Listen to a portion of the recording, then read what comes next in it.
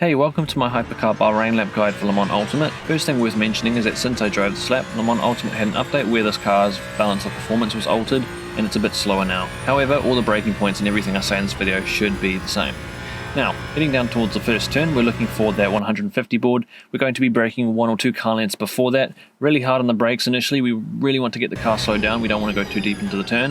And then for the first apex, we want to turn really tight and get close to that curb. You can use a little bit of it. Don't cut too much because I find that the curb actually kind of pushes you a little bit if you get too much onto it. And then be tight and bring the car back towards the right just a little bit to open up your entry line for this left kink here. And it is possible to take this kink flat out. However, you're heavily relying on the traction control and it's not super reliable. So you might want to have a little lift while entering this left kink here just to make sure your car stays stable. And for this track, the track limits are always the white line, so you always want to keep at least 2 wheels within the white line. Like right here, you want to keep the left side wheels on the track within the white line to make sure your lap stays valid.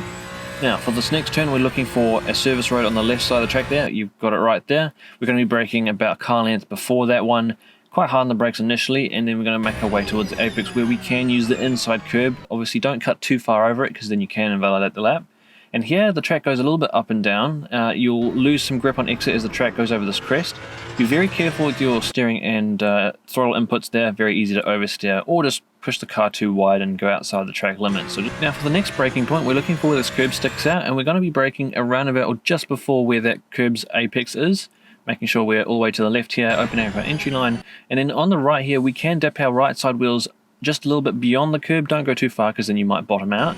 I didn't quite cut over the curb there, but it was still a nice line. Bring your car back towards the right just a little bit. You want to straighten the car up here, just again open up your entry line a little bit for the left. And then again here you can drop your left side wheels a little bit inside or beyond the curb on the inside to shorten your line and carry more speed through. On the outside again, make sure you keep within the white line. And then we're aiming straight back towards the outside. And we're looking for the outside curb. We're looking for where that curb starts, and that's well, we're going to be braking just a little bit before we get to the side of that curb. And come all the way to the outside here, opening up an entry line for the hairpin. Come very tight and don't carry too much speed in. You can touch the inside curb, but I would suggest not to go too far up onto the curb. It kind of pushes you off a little bit.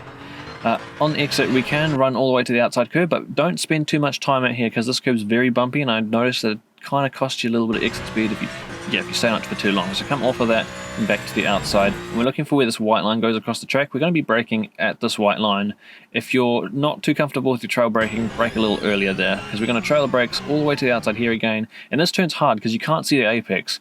I've drawn on the screen where the curb should be. Apex right at the bottom of this curb. Again, don't cut too much over it. It can kind of push you out. On exit, we can use all of this exit curb, but make sure you keep the left side wheels within the white line. And there's a little dip in the middle of the curb there. Try not to get your right side wheels in that dip because it might cost you a little bit of traction. For our next braking point, we're looking for a light board on the fence that's starting to appear on the right there. That's our first braking reference. And then we're looking for blue paint that goes across the ground here, just a little bit earlier than that light board. And we're going to be braking alongside that. Then after that, trailing towards the left here, carrying some speed in. We can come all the way up to the inside curb here, but don't cut beyond it. If you manage to do that, you haven't carried enough speed in. Now be very gentle with your throttle input on exit. It's very easy to snap into an oversteer and that'll cost you quite a bit of exit speed. So just balance your steering inputs with that. Then don't touch that outside curb on exit right there because it'll pull you out and it'll cost you time. Bring the car back towards the left, and we're looking for that light pole on the left and that orange mark on the fence. Kind of between that, that's going to be where we're turning in here. You don't want to turn in too early because that means lifting and readjusting our line. We're aiming to apex around where the end of that fence is on the right there. Alongside that should be alright. And we're also lifting before we get to the apex. We don't want to go flat out through here or we'll end up off the track on exit. So lifting and then be patient to get back on throttle. You saw I had to lift a couple times there. I got on the throttle just a little bit too early.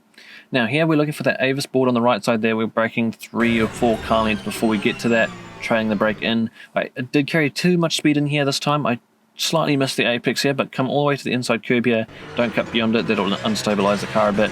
Then again, gentle with your throttle and steering inputs on exit to make sure you get the most out of that. So I would have lost a little bit of time there just missing the apex on that turn. Now for this last turn, we're looking for this orange and red paint on the left. We're going to be braking alongside that paint, keeping all the way to the left side here, and we can cut onto the red curb on the inside there. Again, don't cut too far over or you could invalidate the lap. And on exit, we're going to be very gentle with our throttle input again, and then don't get onto the outside curb too early, because if you get onto it where I've marked out there, it'll pull you out and you'll lose your exit speed. It will hurt your lap time a lot. But at this point, you can run out to the exit curb and just, again, make sure you keep your right side wheels within the white line. And that would be a lap at Bahrain in the Hypercar. Like I said at the start of this video, the hypercar, or this one in particular, this car is quite a bit slower than it was when I drove this lap, so don't expect to do that kind of lap time anymore. Now, I'll play the lap through again without the interruptions, and I'll come back to you at the end of this lap for a pit entry guide. I'll see you soon.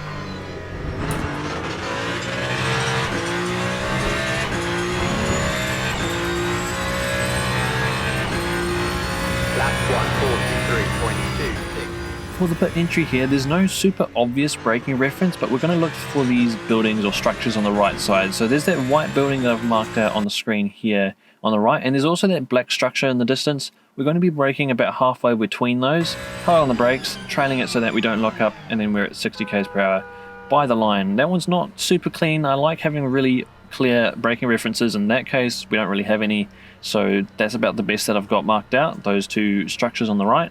Anyway, I hope this guide's helped you guys out. As always, if you have anything that you'd like to say or ask, feel free to leave a comment, and I'll see you guys in a video very soon.